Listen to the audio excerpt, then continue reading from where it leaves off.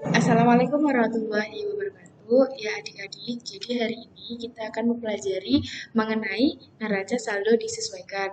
Oke, mungkin pekan lalu kita udah belajar mengenai NSD ya, atau neraca saldo disesuaikan. Nah, sekarang kita mencoba buat neraca saldo disesuaikan lagi, supaya lebih paham. Nah, ada yang ingat tugas yang pekan lalu banget tentang Nyonya Indah? Nah, di sini kita akan bikin neraca saldo disesuaikannya. Oke.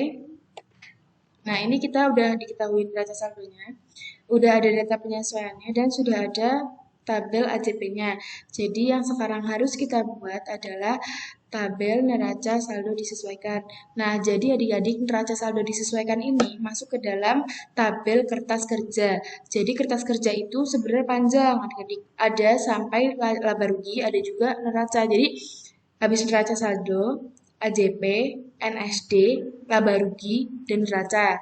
Jadi lumayan panjang. Nah, namun pekan ini yang harus kita pelajari cukup sampai neraca saldo disesuaikan. Jadi silakan diperhatikan ya. Nah, jadi yang pertama, kolom pertama ini jelas ya nama akun. Nah, setelah nama akun ini jelas neraca saldo, terus AJP dan NSD. Nah, karena di sini yang diketahui pertama neraca saldo, maka yang pertama kali kita masukkan adalah neraca saldonya. Jadi yang pertama, enaknya pakai Excel itu kita tinggal copy paste. Jadi di sini kita, misal kita udah diketahui ini neraca saldonya, yaudah kita masukin aja. Nah, di sini kita masukin, kita copy ya adik-adik. Kita pakai cara cepat. Kita copy dan kita kita paste di sini. Oke. Di sini kan udah jelas ya, ada nama akun, jelas juga debit dan kreditnya.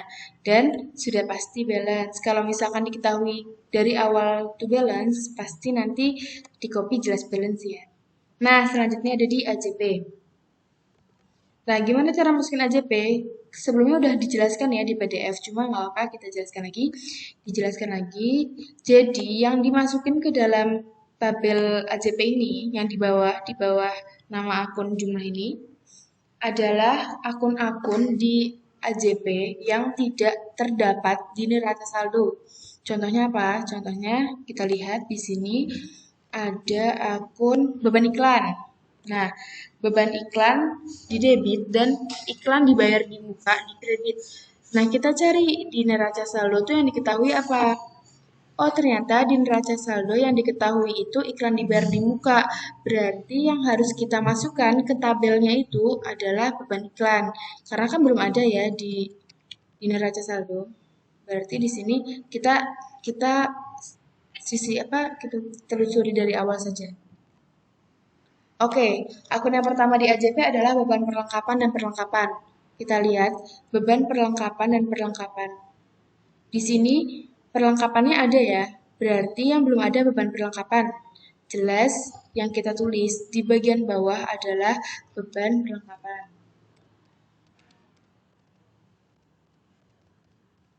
Nah, selanjutnya kan akumulasi penyusutan udah ya. Nah, beban perlengkapan kan belum ada, perlengkapannya sedangkan udah ada. Nah, selanjutnya terserah kita mau masukin dulu, mau nge-input akun-akunnya dulu, atau kita mau langsung masukin nominalnya. Di sini kita langsung masukin nominalnya aja, biar gak ribet. Jadi di sini beban perlengkapan sebesar 650.000 di debit. Oke, kita masukkan di debit sebesar 650.000. Nah, berarti kalau di sini 650.000, berarti di perlengkapan itu berada di sisi kredit sebesar 650.000. Karena udah ada akunnya, jadi nggak usah ditulis lagi. Jadi nggak usah ada kolom lagi di bawah. Jadi tinggal kita tulis aja di bagian perlengkapan. Kita tulis di sisi kredit sebesar 650. Udah ya. Lalu setelah itu ada akun apa lagi? Kita lihat.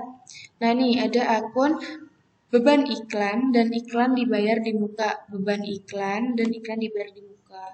Di sini kita lihat yang diketahui di neraca saldo adalah iklan dibayar di muka. Berarti akun yang harus kita masukkan ke tabel NSD adalah beban iklan. Nah, di sini karena nggak ada ya beban iklan, kita masukkan ke bawah beban iklan. Jadi kalau misalkan mau bikin neraca saldo ini diperhatikan dan harus teliti beban iklan. Nah, di sini kita lihat beban iklannya sebesar berapa. Beban iklannya sebesar 600.000 di sisi debit. Berarti kita masukkan 600.000 di sisi debit. 600.000 di sisi debit dan otomatis iklan dibayar di muka ada di sisi kredit sebesar 600.000. Kita sesuaikan saja. Oke, lanjut ya. Yang ketiga ada beban penyusutan peralatan. Nah, ini dia. Beban penyusutan peralatan dan akumulasi penyusutan peralatan. Ya, di sini ada beban penyusutan peralatan dan akumulasi penyusutan peralatan. Kita lihat di neraca saldo ada apa enggak. Kita lihat beban penyusutan peralatan itu ternyata ada. Mana? Ini. Ternyata di sini ada akun beban penyusutan peralatan dan di sini di neraca saldo juga ada akun akumulasi penyusutan peralatan. Jadi nggak usah kita tulis, tapi kita masukin aja. Misal di sini akumulasi beban penyusutan peralatan 125.000 di sisi debit. Berarti yang kita tulis di sini beban penyusutan peralatan ada di sisi debit sebesar 225.000. Nah, otomatis di akumulasi penyusutan peralatan, oh ini salah ya dek, 125.000. Otomatis di akun akumulasi penyusutan peralatan itu terjadi penambahan kredit sebesar 125.000.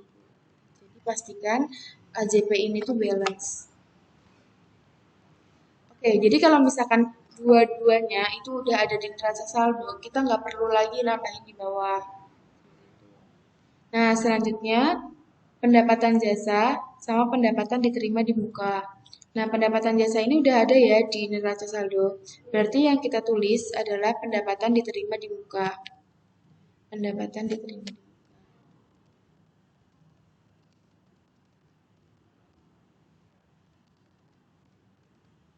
Nah, di sini diketahui pendapatan diterima di muka itu kredit ya adik-adik. Jadi kita langsung masukkan saja.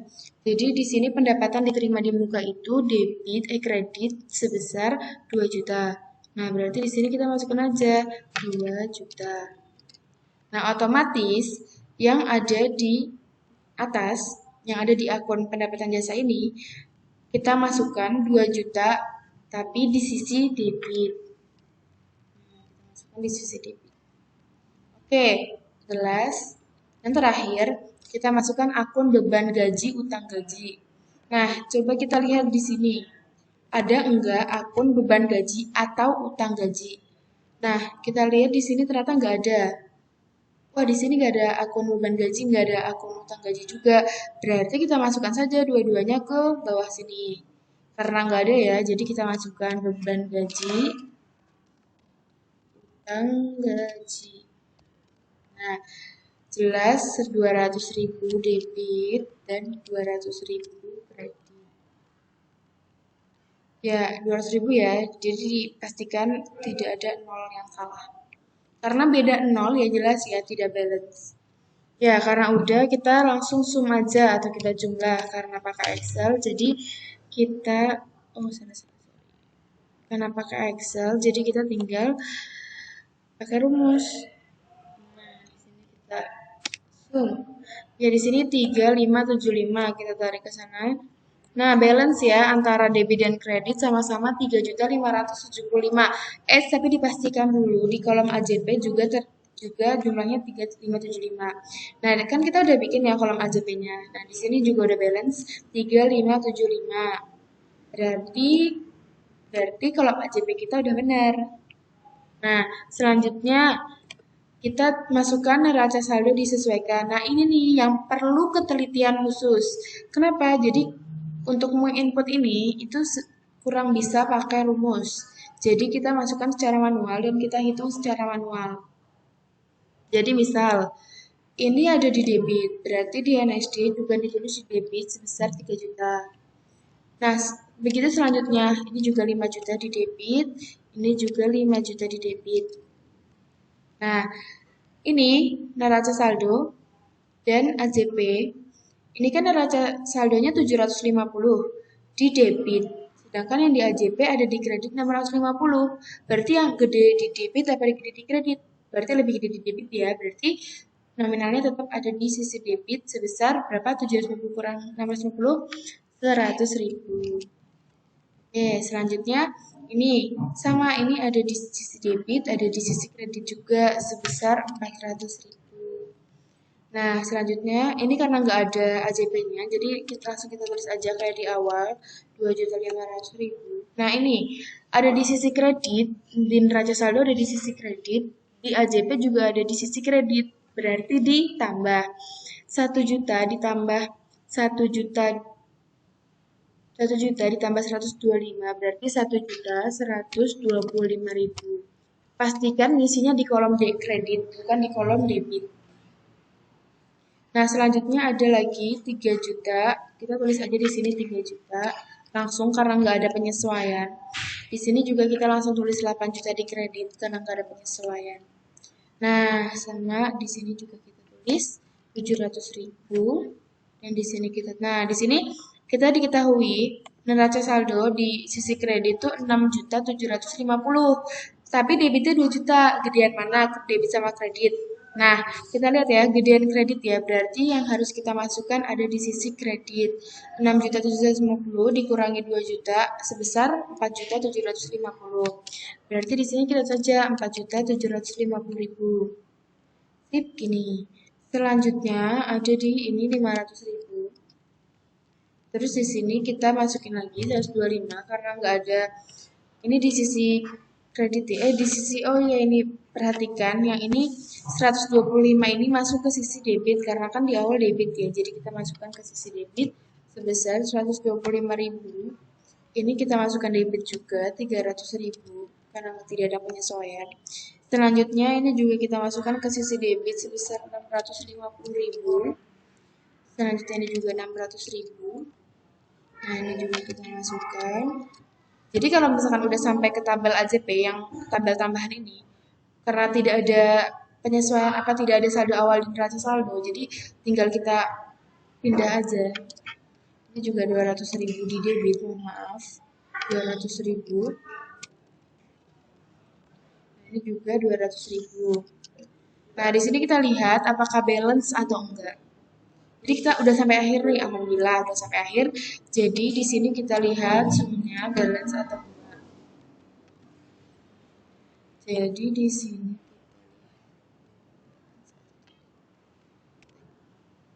wah, jadi di sini di debit diketahui jumlahnya ada 19.075.000. Cara tahu sampingnya balance apa enggak kita tarik aja. Karena yang sebelahnya akan kita suruh juga. Nah, ternyata balance sebesar 19.075.000. Jadi, kalau misalkan sampai tabel ini kita balance, berarti nanti seterusnya insya Allah akan balance juga. Tapi kalau misalkan ketika kalian ngerjain neraca saldo disesuaikan dan ternyata belum balance, harus diperiksa lagi bagian mana sih yang gak balance gitu. Jadi, apakah salah memasukkan debit kreditnya, ataukah salah memasukkan nolnya, atau salah memasukkan penyesuaiannya. Jadi diperhatikan lagi. Atau salah penjumlahan atau salah pengurangan. Karena akuntansi ini tuh matematikanya bersifat kalkulus ya, kurang tambah. Jadi kalau misalnya kita nggak teliti mengenai kurang tambah, ya nggak akan balance seperti itu. Nah, di sini kita udah lihat ya balance. Jadi neraca saldo balance 18 juta. Nah, nanti AJP-nya juga kita lihat bisa balance 3.575 dan neraca saldo disesuaikannya juga balance sebesar 19 juta. Kenapa Mbak kok saldonya beda-beda? Ini 18, ini 3, ini 19 juta. Iya, jelas beda karena akun yang kita bikin juga beda. Nanti kalau misalkan udah ketambahan 2 kolom lagi laba rugi dan neraca, di situ baru kita bisa lihat apakah kertas kerja yang kita bikin tuh balance semua apa enggak. Tapi nanti. Jadi untuk pertemuan kali ini kita cuma sampai neraca saldo disesuaikan. Nah, terima kasih. Wassalamualaikum warahmatullahi wabarakatuh.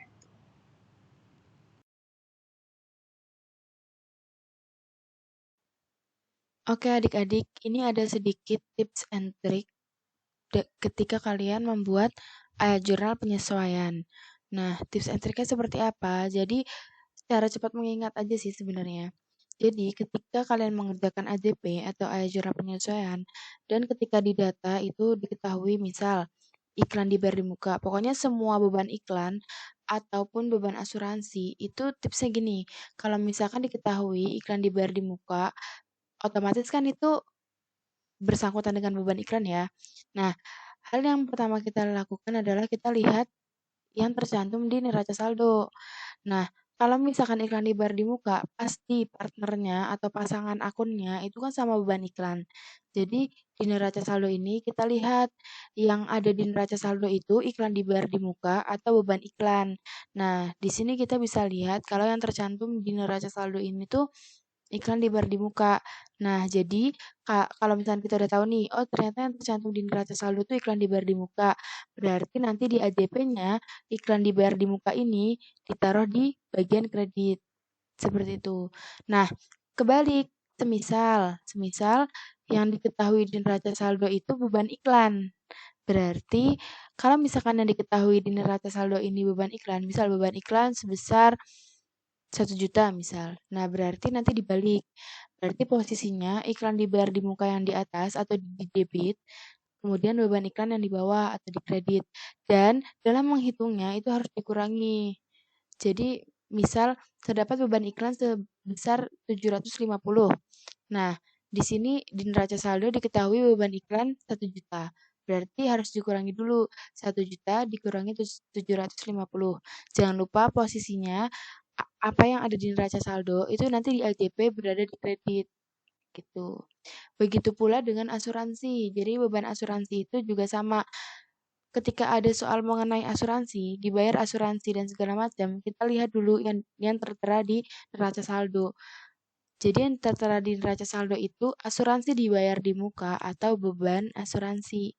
Nah, kalau misalkan yang tercatat di neraca saldo itu asuransi dibayar di muka, berarti dia jelas di AJP dia masuk ke kredit.